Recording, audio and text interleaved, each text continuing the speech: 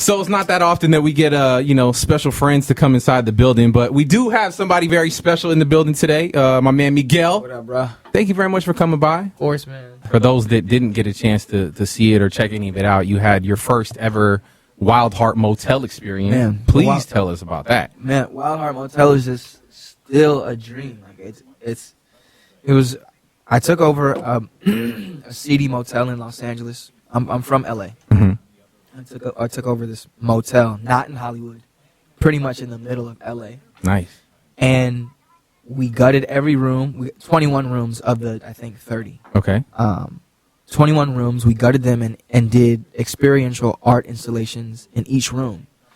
And it was a private event, just for creative people, for people who are. I mean, pretty much for creative people. I invited pretty much everyone I know that creates in any way, shape, or form. And we saw a lot of special people showed up. It was yeah, some crazies, which is I mean, it's perfect. They're just like me, And that's what I wanted it to be. I wanted it to be like a place where, imagination sparked conversation, because I think Los Angeles, especially with the influx of so many, out of towners, we just get a bad rap. Right. And yeah.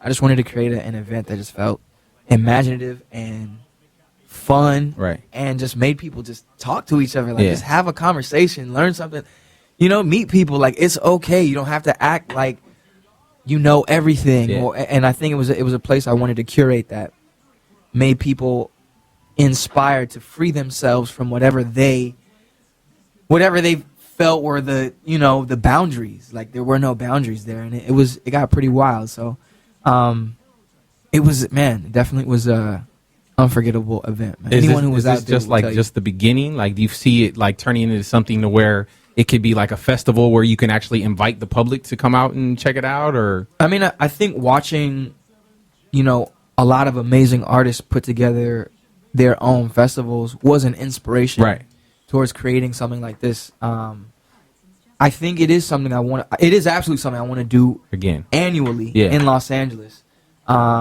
But if I could, and I think we're going to take it on the road and put it in different places, for special events. Nice. I think everyone was just so inspired. It was one of those. I'm still receiving messages from people who came. It was a 2-day event, who are just like, I still can't get over. Yeah. Get over it. It just wasn't. It was incredible. Yeah, it was definitely something that you don't see done. Yeah, man. You're supposed to come. You were supposed to come, man. Yeah. Well, you said there's gonna be more, so hopefully, I'll be in attendance for the next one. If you guys don't know, Wildheart is the album. It is available right now. The new record that we're kind of going with right now is Waves, which you kind of did a new version of, I guess you could say, with Travis Scott on that. Now, in the last couple weeks, there's been a lot of discussion on the actual name Waves and Kanye changing his name of the album to Waves, with saying that it came from this and it. Do you have any opinion on, where you got kind of what Waves means to you, or where it really came from? Or I grew up, being from Los Angeles and growing up in San Pedro and Inglewood. I grew up on Cabrillo Beach and Venice Beach. I literally grew up on the beach, and so surf culture is just kind of a part of my upbringing. Right. And I mean, when you grow up on the West Coast, if you grow up by the water, you're gonna see waves, and it's always been just kind of like a.